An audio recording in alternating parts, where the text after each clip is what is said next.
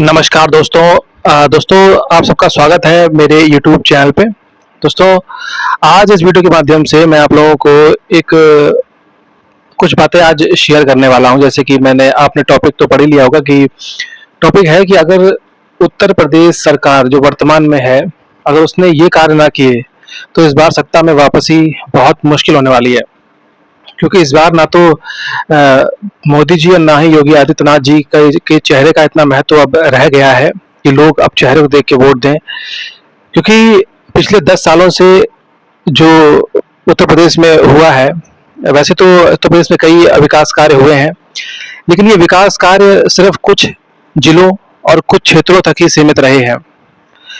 जैसे कि आप सभी जानते होंगे कि समाजवादी पार्टी जानी जाती है सिर्फ अपने गढ़ में कार्य करने के लिए, और जब भी वो सत्ता में आते हैं तो वो वही काम करते हैं, उसी क्षेत्र में काम करते हैं, उसी जिले में काम करते हैं जहां से वो जीतते हैं।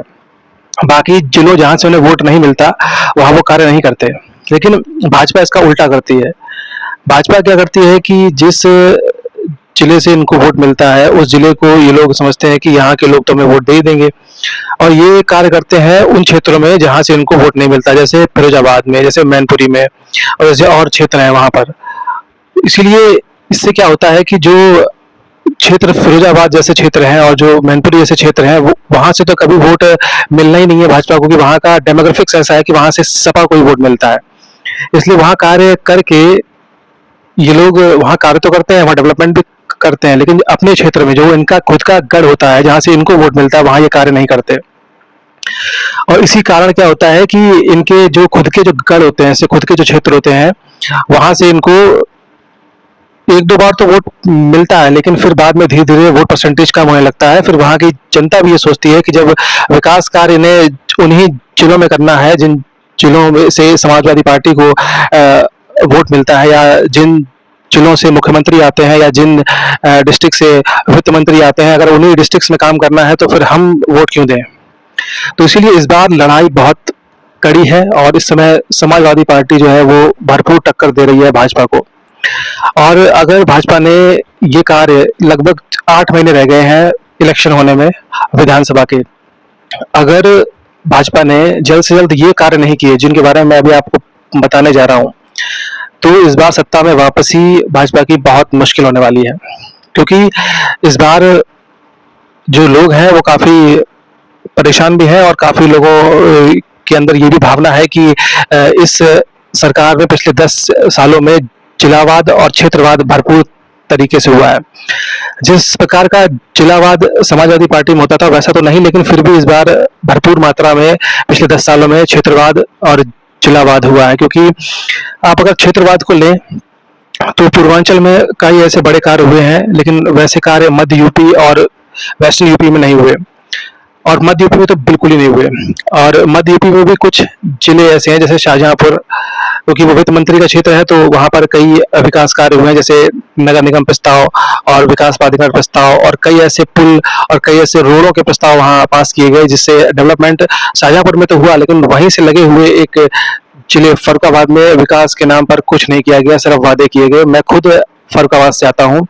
और फर्रुखाबाद से भाजपा को हमेशा वोट मिलता है। यहाँ से 2014 में भी भाजपा को वोट मिला, यहाँ से सांसद हुआ भाजपा का,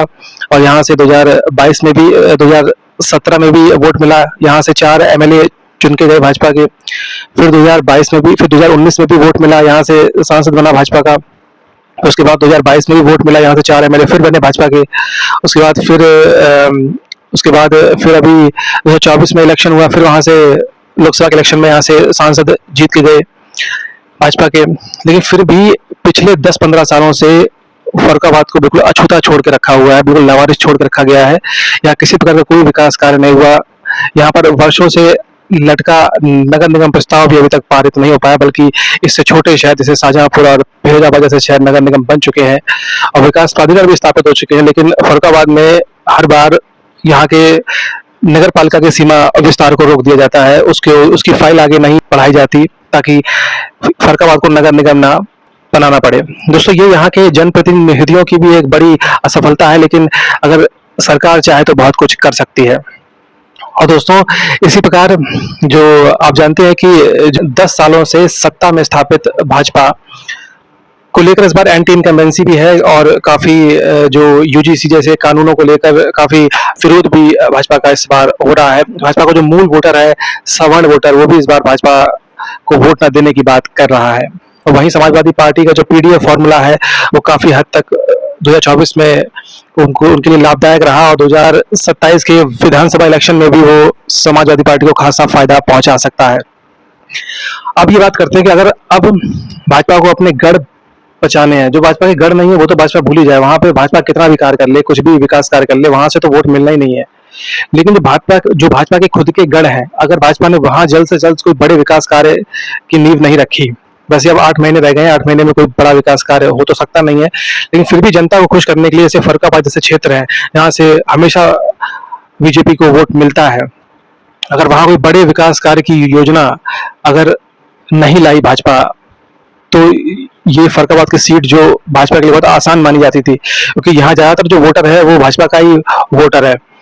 लेकिन अगर इस बार कोई बड़े विकास कार्य नहीं हुए तो इस बार फर्रुखाबाद की सीट निकालना भी बड़ा मुश्किल होने वाला है।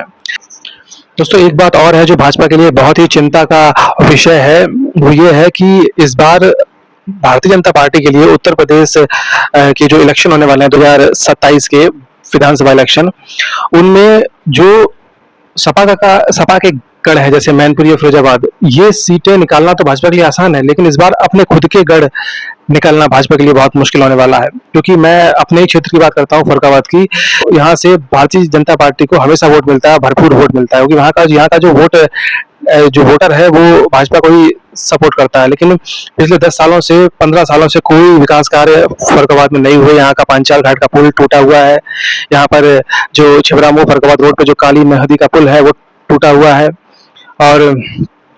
यहाँ पर कोई भी ऐसे विकास कार्य नहीं हो पाए। यहाँ का नगर निगम प्रस्ताव, विकास प्राधिकरण प्रस्ताव पिछले 20-25 सालों से लटके हुए हैं, और नगर पालिका का सीमा विस्तार पिछले 20 वर्षों से रुका हुआ है।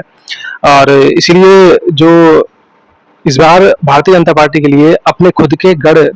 निकालना, जो खुद के गढ़ बोले जाते थे कि यहाँ से भाजपा ही जीतती है, अपने खुद के गढ़ निकालना इस बार भाजपा के लिए बहुत बड़ी चुनौती होने वाले हैं। या तो यहाँ पर बड़े पैमाने पे टिकट वगैरह काटे जाएंगे तो कुछ हो सकता है, नहीं तो कोई बड़े विकास कार्य इन क्षेत्रों में भाजपा को लाने होंगे। नहीं तो 8 महीने के अंदर अगर कोई बड़ा कार्य इन क्षेत्रों में भारतीय जनता पार्टी या योगी आदित्यनाथ जी की सरकार ने नहीं किया, तो इस बार अपने खुद के गढ़ निकालना, फर्रुखाबाद जैसे भाजपा के, वो निकालना इस बार भारतीय जनता पार्टी के लिए बहुत मुश्किल होने वाली है। दोस्तों, अगर आपको वीडियो अच्छी लगी हो तो इस प्रकार की और वीडियोस को देखने के लिए मेरे चैनल को लाइक करें, शेयर करें, सब्सक्राइब करें। थैंक यू दोस्तों।